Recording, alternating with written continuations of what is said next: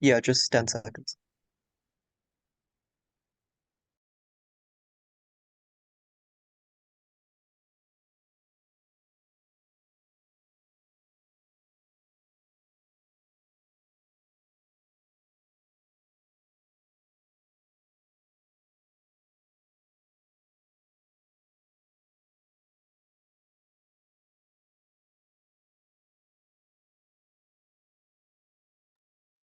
Cool. I'll take POIs in the chat. Please don't unmute yourself.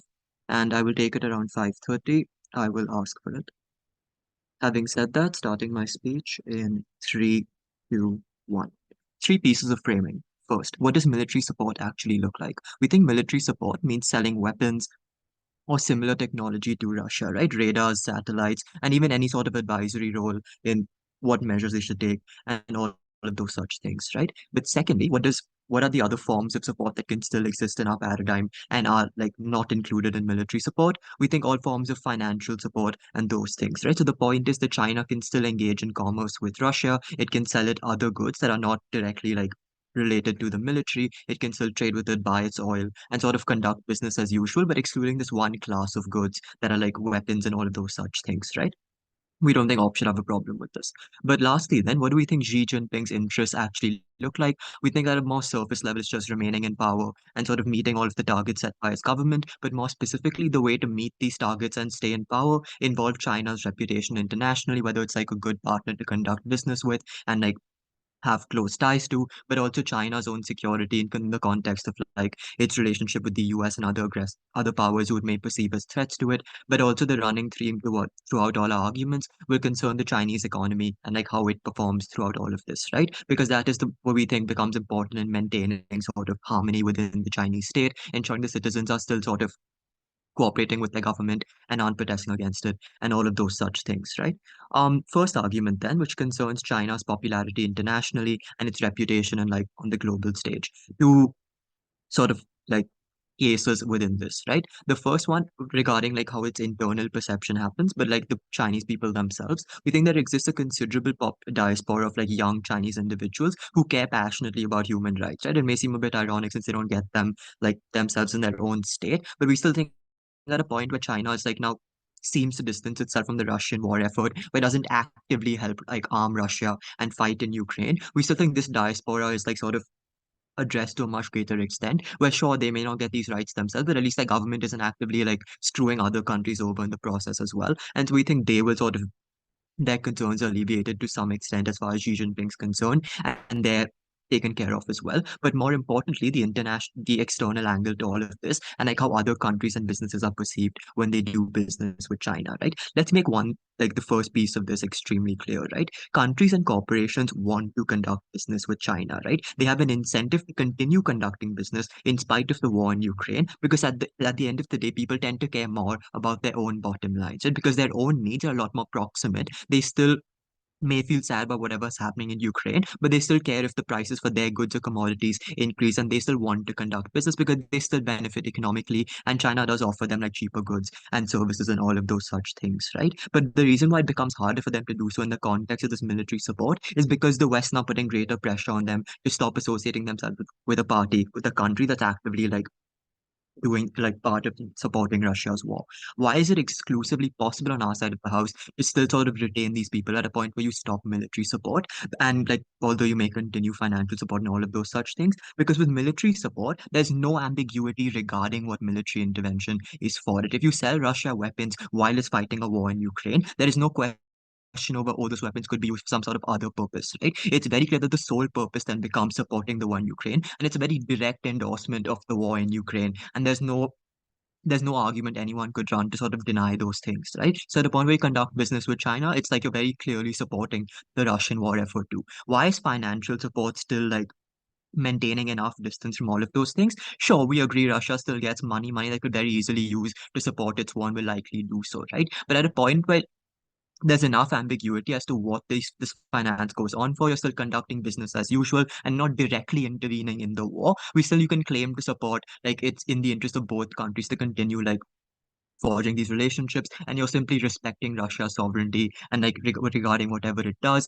An example of this would just be the way India still continues to buy oil from Russia and does not receive the same sort of flack for that, right? So we think financial support still allows you to maintain enough distance from the war directly and gives that sort of leeway that these partners want, right? What is the impact of this? Because these business partners want an excuse to conduct business with you because it is beneficial for them, regardless of whatever happens in Ukraine. You now give them the leeway that they need in terms of argumentation as to like, you know what, it's still okay to conduct business with China because it's not directly doing it, and there's maintaining enough distance from all of those such things, right? So as far as the economy is concerned, they can continue like buying and trading with you and do all of those things. But even diplomatically, we think China cannot then receive the same criticism that it does or opens itself up to at a point where it's like direct military support, but it's still like, and that's what makes it easier for countries that are also less hesitant to associate themselves with China and like maintain whatever relationships, right? Before the second argument, I'll take your POI. China explicitly does not provide arms or direct military support to Russia. So what exactly is the change in China's policy that you are supporting that will bring them all We magical? think it does, right? Well, we think a lot of the Russian weapons, for example, China, it does access a lot of its technology, particularly in radar and all of those such things from China. It gets at a considerably cheaper price because China is the sort of like one of the only parties that is like technologically advanced enough to give it such goods and is actually willing to like still trade and engage in business with Russia, right? My DPM can take care of that if you still want to argue over it. Anyway, the second argument then simply concerns Chinese security, right? We think the first part of this is that China needs its own military resources, right? First, because it faces an active threat by the US, but across multiple frontiers, right? The first thing here is that at a point where the elections are to be conducted this year, it's looking like Trump will likely come into power, and his hatred for China was made extremely clear in his first term itself, and even throughout his campaign. Right? So we think that itself puts China on like a more reluctant thing of where it wants to hold on to its own resources. But even should Trump not come into power, we think Biden will still be pressured to act on China and like address the sort of threat that the Americans claim to face, and as such, adopt a more aggressive stance in his like campaigning and his policies towards China. But that's all just regarding the US like explicitly. We think the second thing is also about the South China Sea and its relationship with like the Philippines, Vietnam, and all of those such countries, right? We think at a point where they pose a risk to the sovereignty of these countries, or at least that's what like the US believes. The US has actively endorsed these countries themselves and gave literally like 15 F-15s to Vietnam for this sole purpose of whatever's happening in the South China Sea, right? But thirdly, regarding Taiwan as well, and like how the US does not want China and like fears an invasion because it may get access to like TSMC's semiconductors and like the technology that the US considers too important for all of those things. Because it faces this active threat by the US, we think whatever military resources China has, it needs to keep to itself. But the second part of this is also that Russia depleting and losing resources turns out to help its own case because it can no longer support countries like India, who China perceives as another sort of threat in the Asian subcontinent, right? Manasija will elaborate on all of these things, but the impact is just China that maintains a stronger presence in Asia with lesser competition from rival powers. For all of those reasons, whether it's about security or its international reputation, Xi Jinping, the CCP, and China all end up better off. For all of those reasons, Gov. Right. Thank you for your speech. I would now like to invite the first speaker from opposition.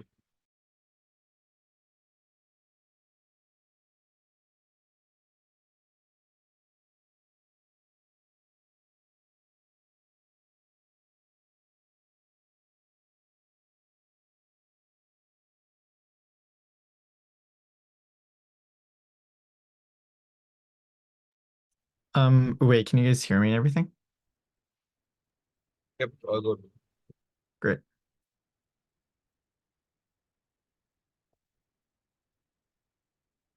I don't know what would be more foolish than to empty the barrel of a loaded and pointed gun. China is in a remarkably powerful position of leverage right now and would be damaging it massively if you were to get rid of the massive benefits that it gets from supporting Russia. I want to clarify one thing before I get into our three arguments, which is just that China does not directly provide Russia with weapons, because that would expose them to direct Western sanctions. The West would immediately stop doing a lot of direct support for China at that point, and like you wouldn't be buying things like manufactured goods off of them anymore, because that would be part and parcel of their existing sanction programs. What China does is more subtle things, right? It's doing things like selling dual use materials like semiconductors or machined tools to Russia that they can then use to make their own weapons, providing financial support that they then use to continue the war effort. What this just means is that right now the direct hit that happens to China off of supporting the war effort in these ways is not as large as prop characterizes. It's rather minimal, actually. And so what that's going to mean is that while that hit is minimal, the costs that will then come in from getting rid of Russia are going to be massive.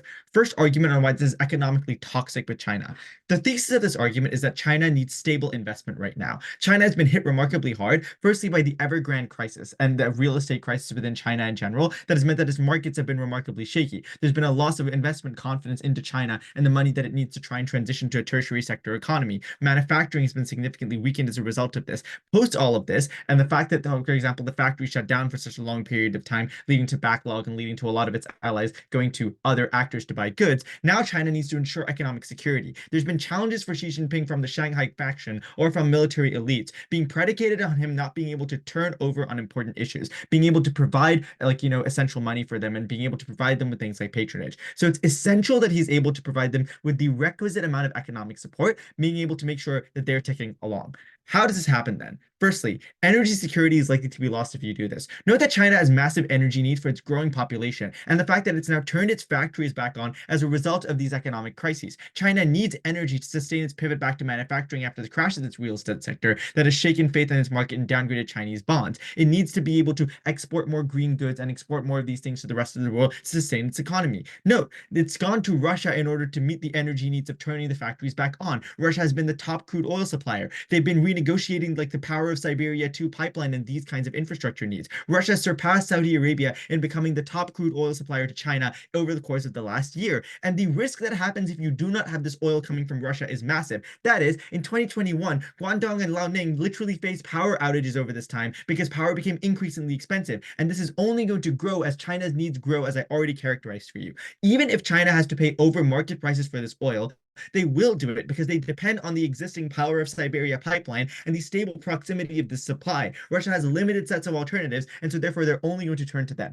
If you lose this, and for example, if you no longer provide them with this economic support, and so therefore you're not able to buy Russian oil anymore, all of a sudden China is in a difficult position. They aren't able to continue their reignition of the manufacturing sector, and they're left in a far more challenging position. Secondly, manufacturing investment from the West has dwindled. The West has gone towards alternatives like Mexico and Venezuela to do essential manufacturing so that they're not buying things from China anymore. There's more fears around geopolitical interference and stuff like that around Chinese things. Like, for example, look at the Huawei 5G towers and how those projects were removed from Western Europe entirely. The biggest new export that China has right now, green items like BYD's cars and solar panels and stuff like that, are under investigations for sanction. What this means is that in order for there to be stable sustenance of demand within China, they need Russian buyers. They need Russia to be able to sustain that manufacturing demand within China, and losing this as a result of the massive fracturing that's likely to happen between the two nations at the point where you cut off the essential military support that Russia needs for the war that is surviving on their last legs right now, given that you have very limited alternatives as Russia to turn toward for being able to have these kinds of things, at the point where the West has sanctioned you totalistically, means that all of a sudden China is going to be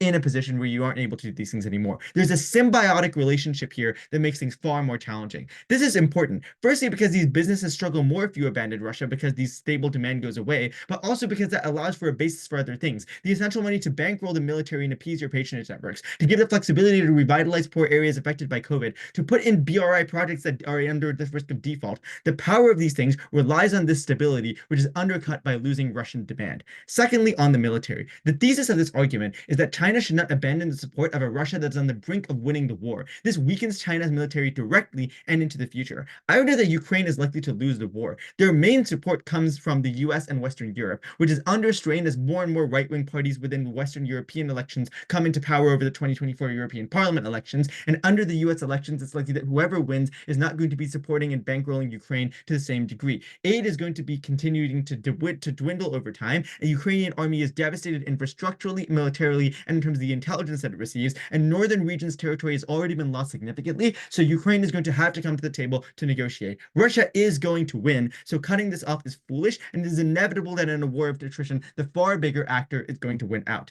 Why is cutting off then so toxic? Firstly, if China cuts off, Russia is going to struggle to sustain its army to the same degree and to finish the war as quickly. And the longer the war drags out, the more the Russian economy struggles, the more that people starve, and the more that businesses are going to face challenges. Because Russia relies on the use of these dual-use materials like semiconductors, using machine tools and microelectronics to make weapons and to bolster their military intelligence capacities that boost their ability to put pressure on Ukraine. Second of all, Russia needs Chinese spending to keep its war machine operational, propping up the ruble by buying off Euroclear reserves of Russian assets from from the EU, purchasing of other goods that keep vital sectors like steel alive, buying uranium honing rods for their nuclear energy program. These things give Russia the money to keep the economy functional and to appease crucial oligarchs that Putin needs the support of to fund the Russian war machine. But finally, this weakens the future military position for the Chinese military. This needs to, for Xi, be a military that can be a challenge to the naval capacity of the US and Japan in the South China Sea. So it needs to have the battle proof of supporting Russian operations, getting strong intelligence gathering, and all these kinds of things. They should not stop now. Not only is this bad presently, because it poisons the benefit derived from Chinese-Russian military cooperation. In what world does that continue when China gets the Russian war machine gutted? The battle expertise, the vital intelligence, the understanding of Western ballistic missiles and drones that can be used to build stronger deterrence and counters in an arms race all goes away. But it's bad in the future as well. The power derived in the European presence of the geopolitical leverage gained by bankrolling Europe's greatest threat goes away, and insofar as that can be used for negotiation and leverage, that is a bad thing. Finally, let's talk about geopolitics.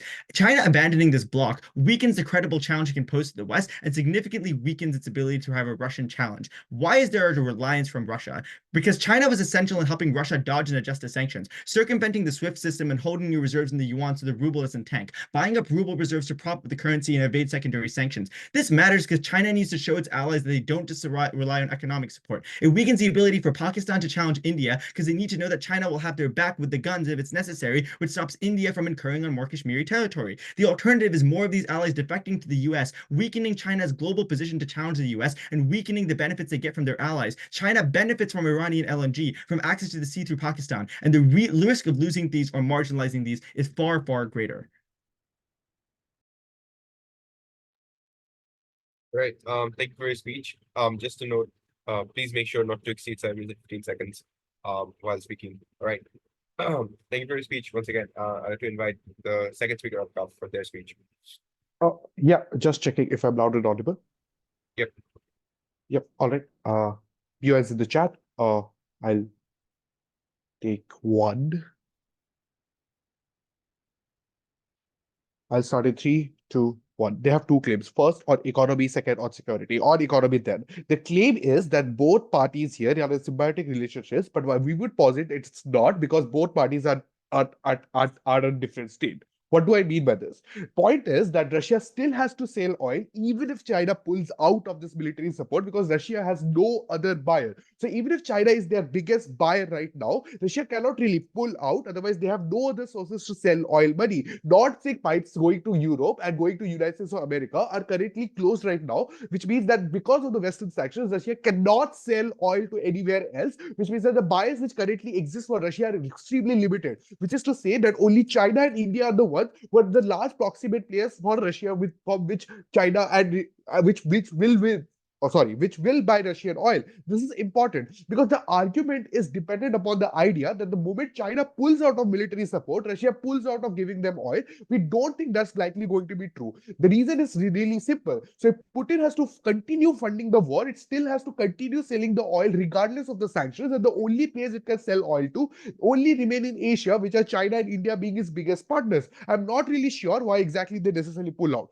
Secondly, Russian buyers. I still think Russia will continue to buy non-military stuff from China because there is no other person who can sell it to China right now. Because of the Russian sanctions, I'm not really sure how this can necessarily come from Western countries or European countries, which means that all sorts of local manufacturing products, all sorts of biodegradable products necessarily have to come from China because there is no other source from Russia to buy it from. This is crucial. This means that China has more amount of leverage from Russia, which means that China can continue to sell oil even if they pull out because Russia has no other person to which Russia could be sold off. But even if that is true, I will flip this economy argument. There are multiple stats to this. It is okay for China for a weakened Russia because there are multiple things China wants to sell which Russia currently is selling in the Asian region. These things look like agriculture, fisheries and oil which China wants to sell, which is to say the Chinese oil rigs which are around the South China Sea borders and the Chinese islands necessarily are cropping up right now, which means that China can necessarily sell oil to other countries at a point at which Russia weakens because of this lack of support.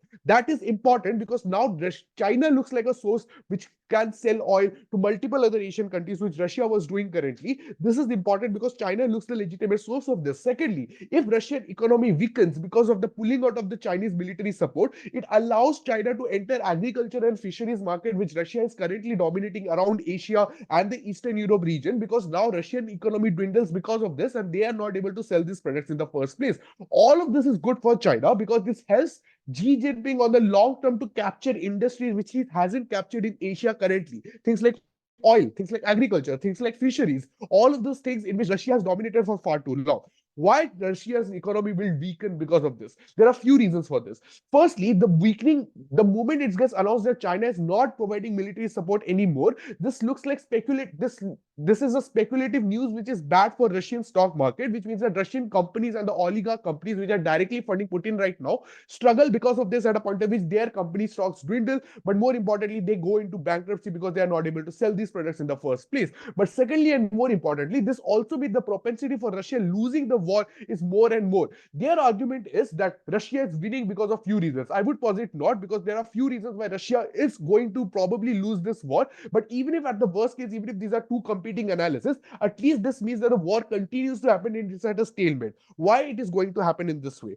Firstly, Russia still controls a lot of northern regions, but more importantly, Russia money is dwindling, which is to say, because of these sanctions, Putin's war chest is getting dwindled by day, and it means that Russia has to amp up its money resources, which it cannot do because it cannot really sell oil at a point of which there are sanctions and the pipes are closed. But thirdly, and more importantly, the Russian army itself is losing motivation because they are not able to see any sort of support coming from Putin, which all of this means that they necessarily cannot fight a war in continuing Ukraine anymore. Lastly, there would be support coming from West, even if it's stopped right now, for a few reasons. Firstly, because if Russia is able to enter Ukraine and reach Kyiv, it looks bad for Europe, and Russia gets closer to Europe in the first place. That's bad for a few reasons. One, this is an active threat to NATO and its own security, which means that even if it comes to Ukraine, it means that they are very close to Belarus and Poland border, which is an active threat militarily for Europe right now. But secondly, and more importantly, because it can come close, and this means that this is something which acts as an active national threat, which means that Europe has to intervene, or USA has to intervene by giving more military support to Ukraine right now,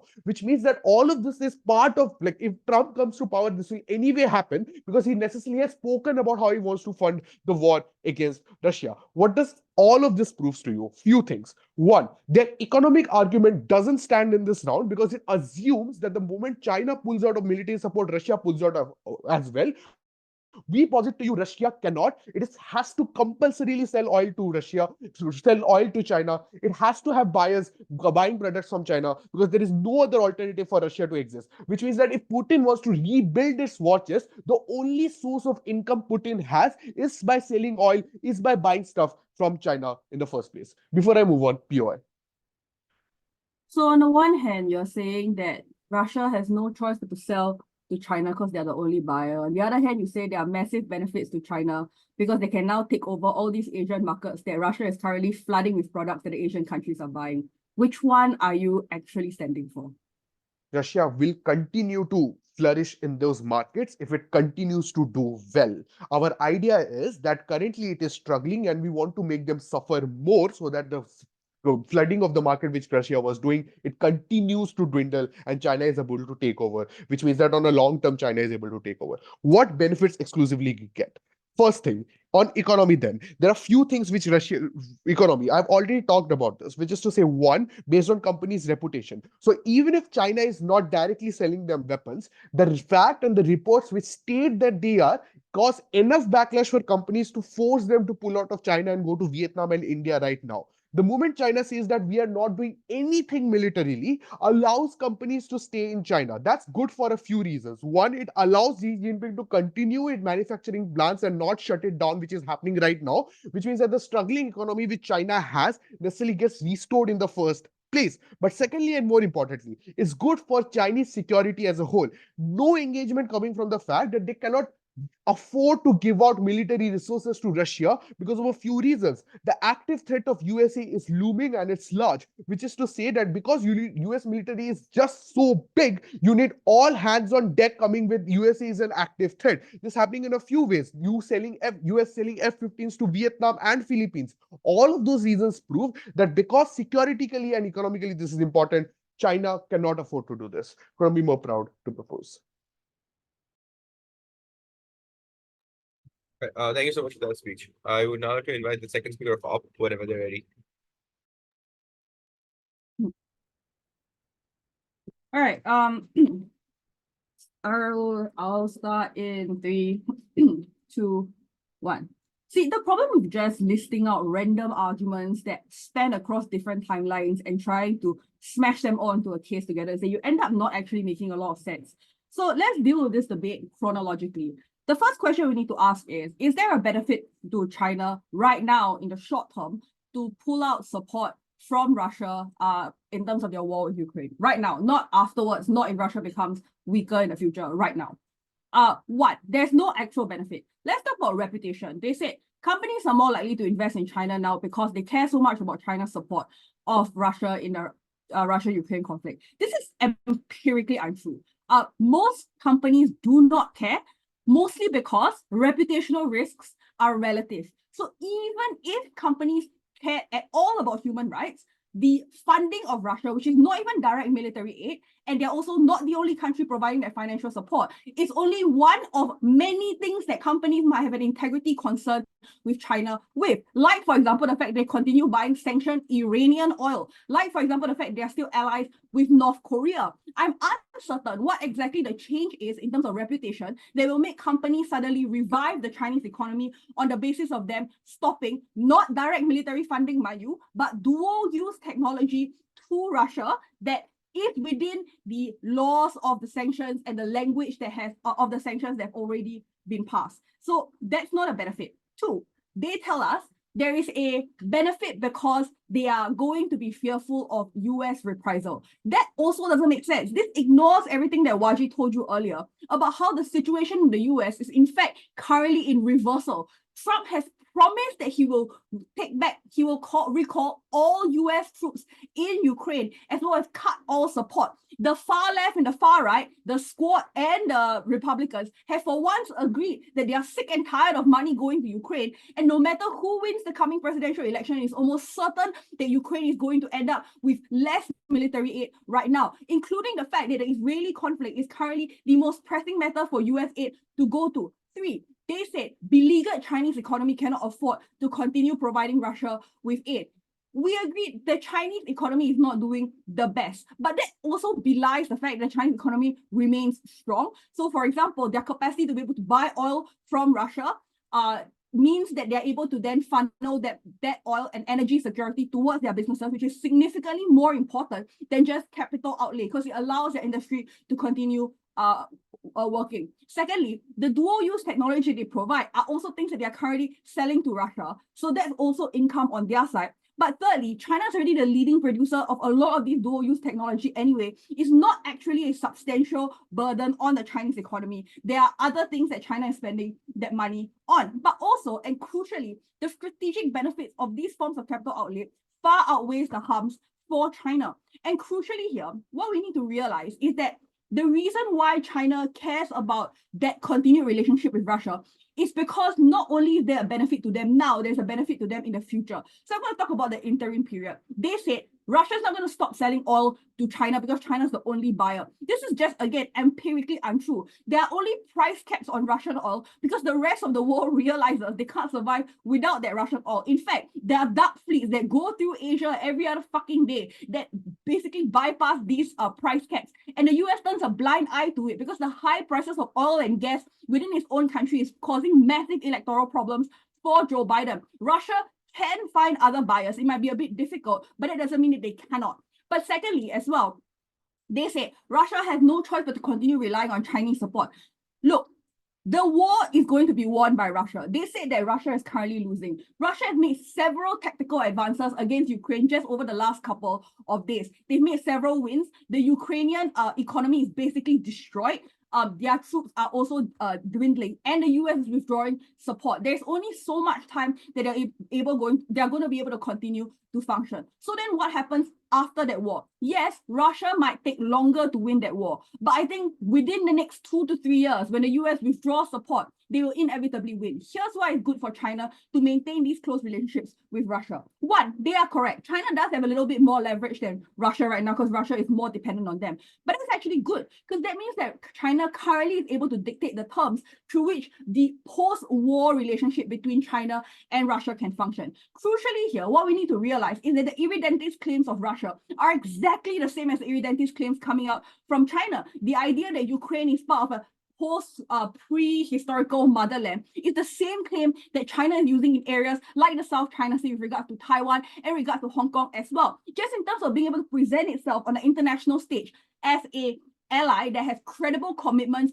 to people like North Korea or other strategic assets that they might have in the Middle East, China cannot afford to withdraw support at this particular juncture, particularly because they've already been isolated by things like the Western powers and etc. So the point here is that not only do they need to hold on to these, not only do they have to hold on to these allies, they're in fact in an increasingly tense war for these allies. China started throwing money at things like the Pacific Islands, for example, to try and claim that particular maritime area for themselves. This is a crucial race for allies at a point with the US as the two superpowers are colliding, and China needs to prove now that they are a good ally more than ever. But secondly, China needs Russia's long-term cooperation and friendship in order to be able to flourish in the post-war society. Firstly, and the biggest issue, obviously, is just energy security. Not only is Russia one of the biggest exporters of oil, they're also one of the biggest exporters of gas at a time at which renewable energy technology is hitting significant bottlenecks and are clearly not going to be able to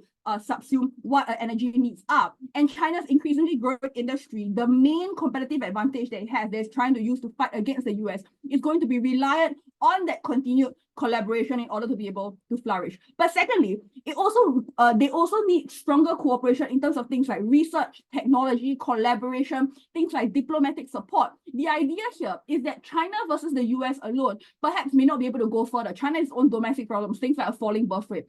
But the point is, in a post-war world, an axis of Russia and China presents a credible force or a bloc for other nations to rally around, which is why China cares so deeply about its relationship with Russia right now, because they're conceptualizing how exactly they're going to put themselves forward as a credible alternative to a US-dominated world order after the war is over within the next 5 to 10 years. Removing support from Russia right now is a surefire way of ensuring that that collaboration doesn't happen, that Russia is able to move into other areas, other allies like India, like countries in the Middle East, and I think that's worse off for China overall. Thank you so much for your speech. I would now like to invite, the second speaker, the third speaker from proposition. It's Gov Whip's turn. Yep, lovely. Cool, give me 10 seconds.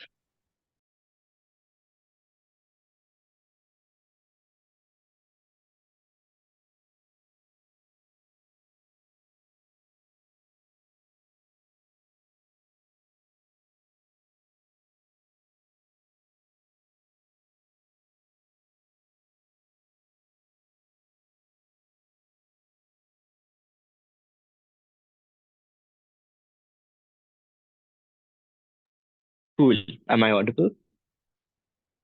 Yep, loud and All right, Shaurya, going as Whip. I'll try and take a POI around the 5th or 6th minute. I'll ask for one, please don't verbalize.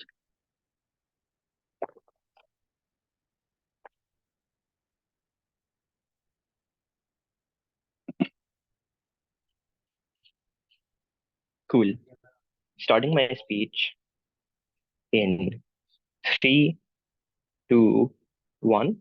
A few rebuttals to bring down opposition case, right? I think firstly is the ridiculous idea about the exclusivity and control that Russia has over the energy needs of China, right? I think this is unlikely to be true, but even if it is, it's unlikely to change in the short term, right? Notice it's false that Europe is buying Russian oil. I think there have been large amounts and like large numbers of countries that have posed an an extraordinary tax and tariffs on the sort of oil and resources that come for Russia, which means that Russia already has very limited trade partners that it can consistently turn to, right? Notice US is also increasing its activity in Europe, and it wants regional partners in Europe who have to be strategic in order to counter the threat of Russia and to increase US stronghold within the areas, right? Notice this is also the reason why it's unlikely that the USA will ever back out of Ukraine until like a war has been won, or at least like it will continue to persevere, right? This is true for several reasons, because the USA literally wants the Ukraine to be part of NATO because it needs strategic allies in the area, right? But also it literally isn't a choice, because if US withdraws its troops, it means that NATO is inherently going to fall, right?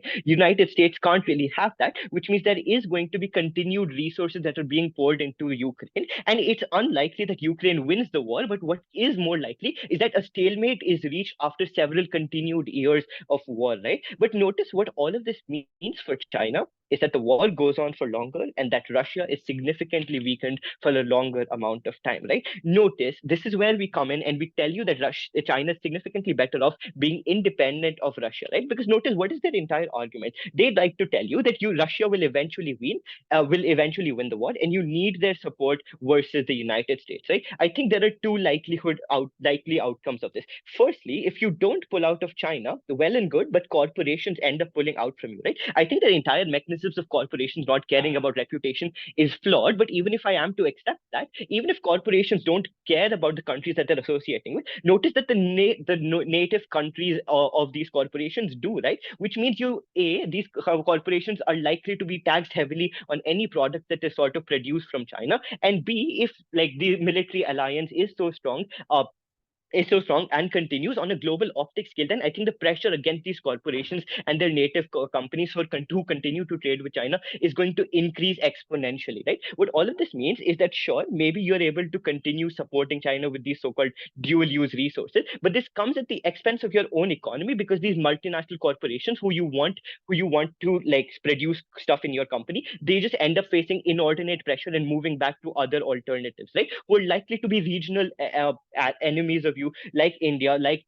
Taiwan, like Philippines, right? I think what all of this means is that on their side, when you don't pull out, it becomes even harder for you to stimulate and grow the economy post-COVID, right? But additionally, you're also spending inordinate amounts of military equipment on a war which you literally don't know will end, right? Russia's economy is still going to be fucked at a point at which this war is somehow won, which means that the amount of help and leverage that they're going to provide versus the United States is still going to be limited on opposition's best case, right? But notice this metric of uncertainty becomes extremely crucial, because it proves to you that there's literally no guarantee about when this war will end or how much resources China will have to keep sending to Russia in order to continue maintaining the so-called diplomatic relationship, right?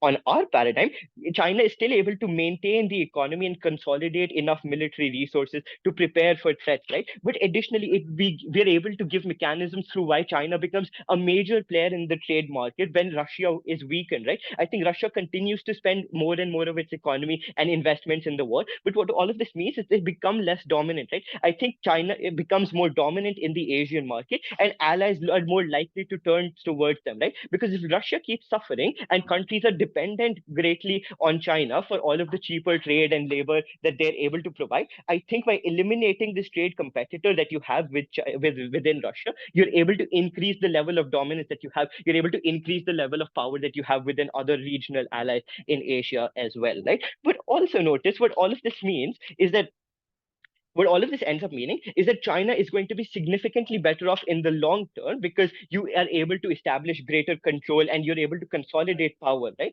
Notice it's unlikely then, if Russia continues to invest in the war, that they're able to support other regional threats to China, such as India, right?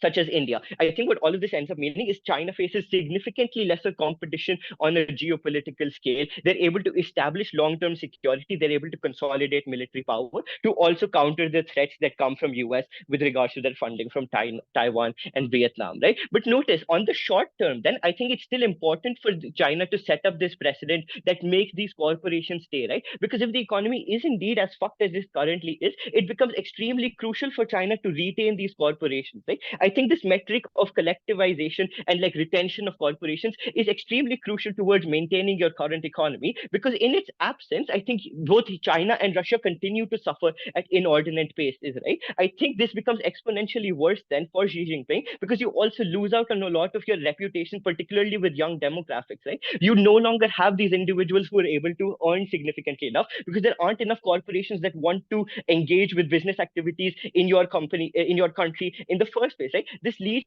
to greater levels of unemployment. This leads to lesser trade happening because you're able to generate lesser output. This means that your economy continues to be fucked for a longer period of time. And this is something that Xi Jinping can't deal with. Before I move on, POI. Seeing none. Okay.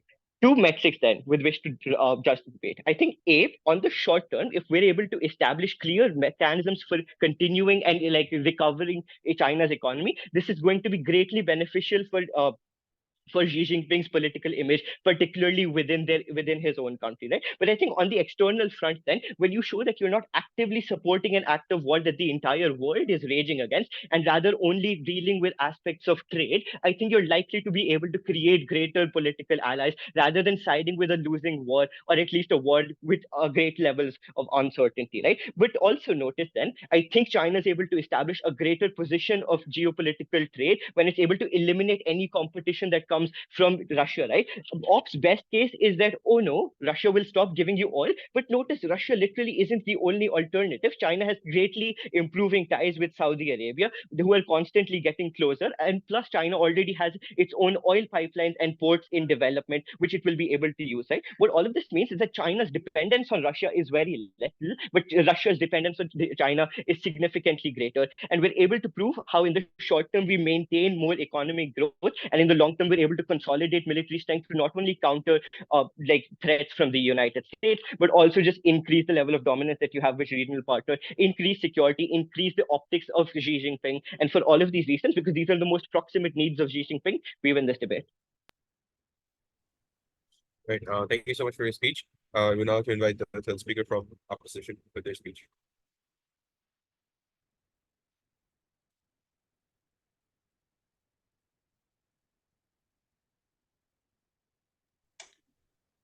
Can I be seen and heard fine? Yep.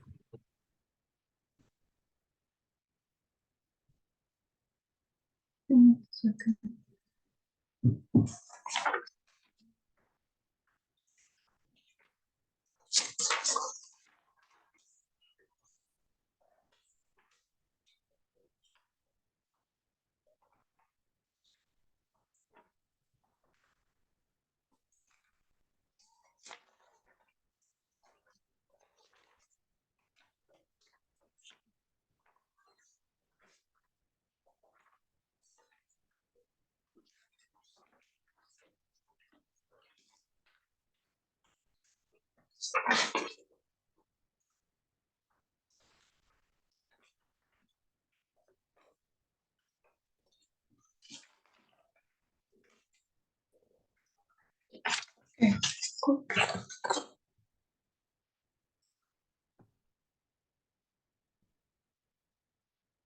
First, I'm going to talk about the economic benefits. Secondly, about the geopolitics. First, talk about the economics. First claim that they are making is that this absent of withdrawal, it's going to lead to some kind of mass pullout of investment from China, and that will be really bad. The first observation I just want to make is that factually, this war has been going for a couple of years. China has been giving the covert military support to Russia for all of those years. Given that, I think just factually, why is it that this mass pullout of investors hasn't happened anyway? But I think we also give responses about why it's unlikely regardless. Sherms explains that plausibly, this is probably not the biggest concern for investors, that you need to be weighing of the benefits of investing into China in terms of profit. I think that is something that they don't necessarily engage with. The one response they give is that the countries care, but obviously the countries of those corporations also care from having the benefits from the trade with China and investments into China. So the similar mechanisms applies from that. The second response I want to give is that China, given that we already explained, does this relatively covertly, as we characterize. So there is no pressure on investors to really divest, because you can turn a blind eye, you can pretend that China is actually not supporting. That is something that is relatively well accepted. But finally, what the actual thing, this is how we flip it, what might be disincentivizing investors from investing into China are the economic problems that China is facing. That is the threat of instability that you have from the shortages of energy and electricity that is threatening Chinese manufacturing, because you literally have shortages that are preventing manufacturing from happening. So if we are explaining, and if you are buying that the loss of supply of Russian oil and the energy stemming from that is something that will cause and worsen these problems, then we are also opting that harm, explaining that probably if for any reason investors will be pulling out, then it will be on their side. The second thing they say briefly is that like weak Russia will let China slip into Central Asia and then halt the economy there. This is not true, right? Like even weaker Russia still has loads of control over Central Asia because you have connections between Russian oligarchs and the power structures within these Central Asian states. So because of that, none of these states can really betray Russia and turn away from Russia because of the interconnectedness and benefits that they have with Russia regardless. So that would not happen. In fact, the flip side of this is true, which is that one of the benefits that you get from the symbiotic relationship between Russia and China right now is that Russia is allowing China to access the markets of Central Asian nations, for example, who are accessing it through the BRI. This is something that Russia, again, could be pressuring the stance from not allowing China to do at the point when we are betraying Russia and losing on that symbiotic relationship. What then we tell you about the economy, given that I dealt with most of what they said? We explain that currently China and Russia have a symbiotic relationship that you're likely to lose when you pull out. Their claim to that is that you would continue to sell oil because there are no other buyers and therefore it's non-comparative. The first thing I just want to say is that I would challenge that claim in the first place. That is like now you are prioritizing China if you are as a Russia, but obviously once you lose crucial military support, then you are likely to be diverted to the other buyers that you are having. For instance, India, for instance, Turkey, that is massively buying Russian oil by like 8%. EU, who is still buying with price caps, they are literally just lying, claiming that EU is not buying any oil. Hungary, UK, Germany, all of these countries are still buying Russian oil, albeit with price caps. So all of those things can increase and be diverted. But secondly, we also noted that probably at the point when Russia is losing the Chinese military support, they would also stop giving China the preferential rates that China is currently getting in return. That would make it substantially more expensive. But also thirdly, like weaker Russia also means that they will have less capacity to produce and ship, meaning that you would also lose on that. So because of that, our claim here has never been that you would not be getting any oil from Russia at all, but our claim is that you would be getting substantially less or you would be getting it substantially more expensive.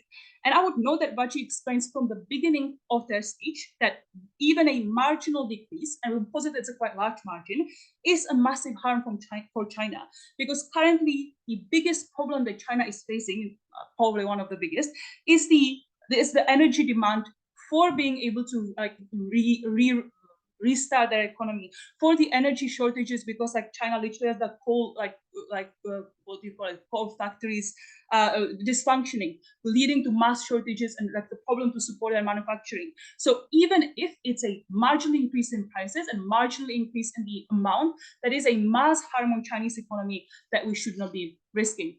This is then worth far more than the fact that you like send Russia some radars, because this is their claim on like you have opportunity cost and you could just be keeping the money and keeping the technology. We explain that you are not losing on anything crucial through both of the speeches that came before me, but you are far more likely to make more money through being able to maintain the economic benefits coming from Russia with their energy supply. So even if you it doesn't matter that they would save some money on their side if they do not have the energy to be able to actually support the manufacturing sector. That is then on the economy. I think we win on that already. But let's talk about the geopolitical benefits. The first claim they say is that like the US is really going to be very angry at you if you don't pull out. I think first of all, we already challenged that and explained that actually, in fact, the US doesn't care nearly as much because you have a consensus on not putting more money towards Ukraine. But like, even if for some reason, like notice that the claim that they are making is that they want to be able to more aggressively focus on Taiwan and the Philippines and South China Sea. I would posit that the US doesn't like that either. So like they are not angering the US on one thing to do more of the other thing that is angering the US. None of that makes any sense. Then they have the throwaway claim about diaspora. I'm unclear why that's relevant to Xi Jinping. I don't think that's necessary to engage with. Given that, nothing out of the geopolitical stuff is stemming from prop, but we had our own benefits. We explained that Russia is likely to win the war, and we actually give structural reasons about why that is likely. They claiming it's unclear. I think we explained, and they never challenged why it is relatively clear. Given that, you want to be keeping the alliance with Russia, and you want to make sure that Russia is coming out of the war relatively stable. Because weak Russia, like really weak destabilized Russia, if you pull out of them, does not benefit China at all. Russia is not going to be stronger than China. It's not going to be competing with it, but you want to be making sure that it is stable enough that it can be providing all the benefits that we listed, such as the fact that you want to be able to get long-term energy security from Russia, such as the long-term diplomacy and the Russia-China bloc that helps you challenge the US effectively. The fact that China wants to maintain credibility with other allies, so pulling out of a really stable alliance at a really crucial moment of that would probably challenge how China is perceived by other allies as well. For all of those reasons, I'm so proud to oppose. Thank you so much for your speech. I'd like to now invite the reply speech from side opposition. Still hear me? Yep. Great.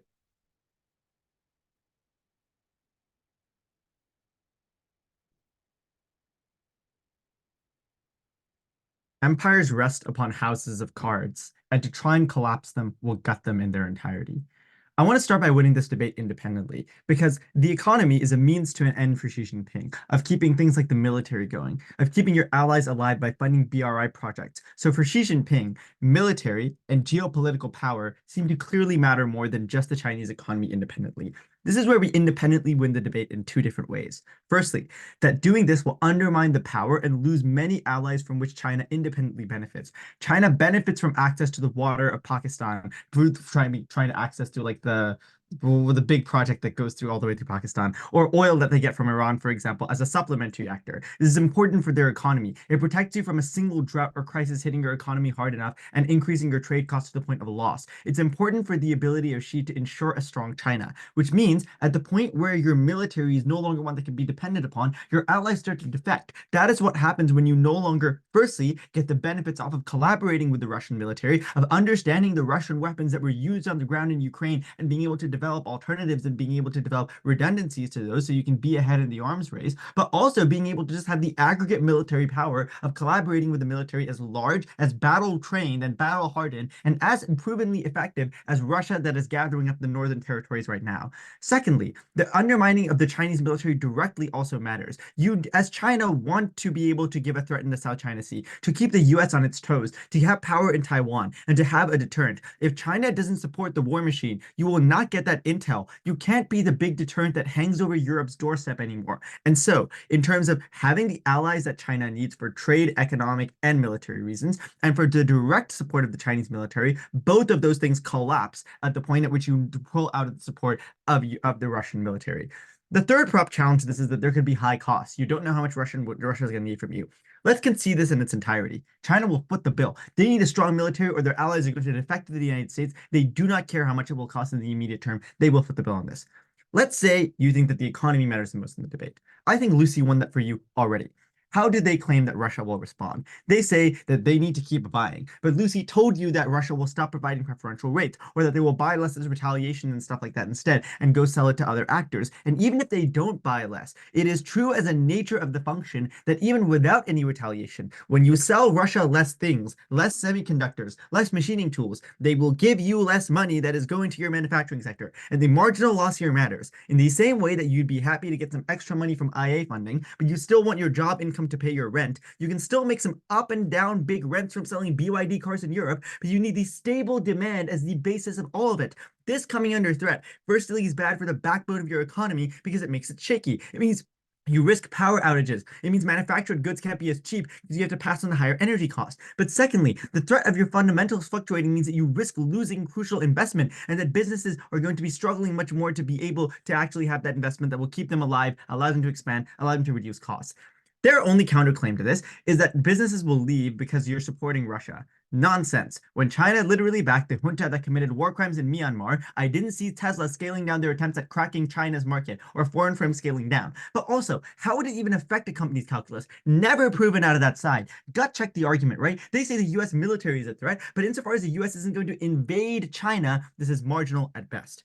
Two ways to weigh this argument. Firstly, even if both sides lose some demand, the demand we lose is more important and stings the economy at its core. It makes it harder for investments to stabilize or to bounce back from the hit of the real estate sector being gutted. But secondly, even if people struggle to earn more, their problem is a fixable one. We can literally replace it with SOEs in its entirety that act all in the same sectors. But ours are not. Western demand is fleeing Chinese manufacturing, so we need this to keep the sector and the Chinese economy at large alive. This is propping it up in its entirety. We told you not to empty the barrel of the gun, which is why you should oppose the motion. Thank you for your speech. I would now like to invite the reply speech from the government. Oh, yeah. Am I audible? Yes. Great. I'll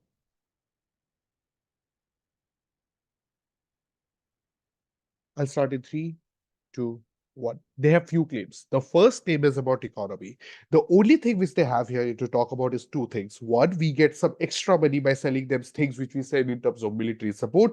Two, we get preferential rate in terms of oil and so on. Firstly, on the oil thing, we necessarily think that the preferential rate is the only thing which allows Russian oil to be competitive right now. Here is why. So even if Russian oil is getting sold in Europe right now, it's extremely expensive. That is why Germany is looking for alternatives. They're buying oil from Middle East. They're using the US oil rigs right now. All of those reasons mean that Russia is giving a preferential rate because that's the only way for them to stay in the market right now. The only thing which they don't engage with then is that why does this preferential rate change at a point at which Russia still has to sell oil in China, at a point at which their biggest customer is buying 90% less oil than them, which is particularly Europe. They don't engage with this. The second idea is that we get military intelligence from Russia, and that's really important. What kind of intelligence? There is no amount of clarification on this. The war which China needs to fight in the South China Sea and to invade Taiwan is a war which is based on ships, a war which is based on sea. Russia has boots on the ground. They are not attacking Ukraine with ports, and insofar they do not have any sort of capabilities towards it. I'm not really sure why China needs Russia. Secondly, Chinese military tech is just far more better than Russia. I'm not really sure why Russian military tech is something which is important with Xi Jinping right now.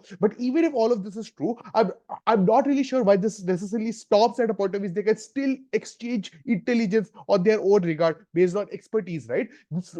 China can literally invite Russia to help them in terms of how to fight the war against US and so on, because Russia still has an interest towards that. This debate is only about what happens in the support of Russia towards battling Ukraine. But secondly, and more importantly, their engagement with reputation then. The first thing which they talk about, since last 2 years this war has happened, nothing has happened in China, nobody has pulled out.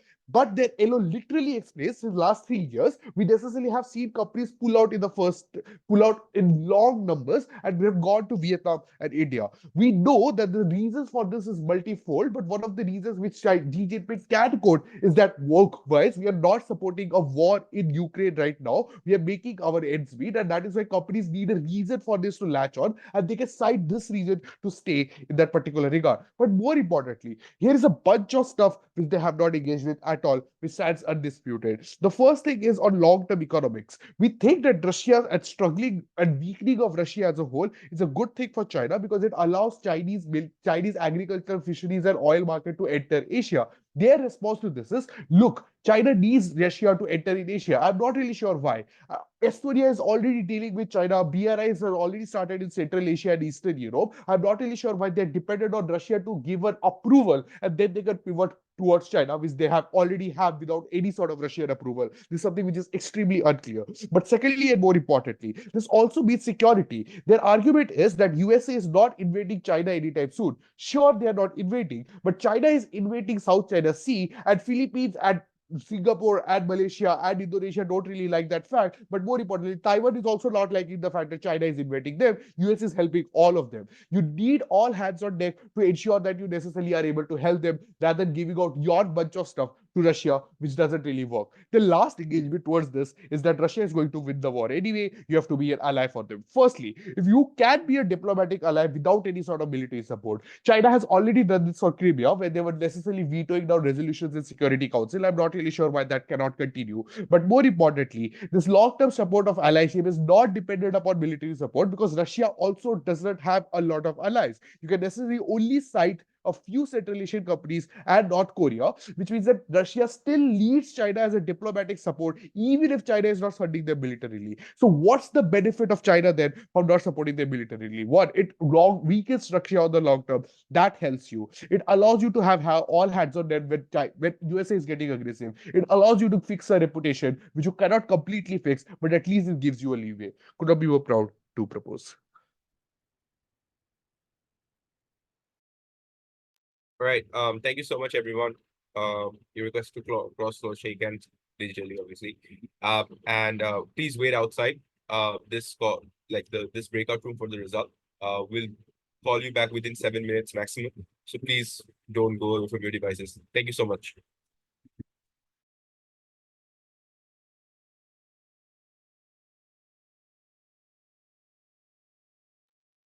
Hi Jade, are you there?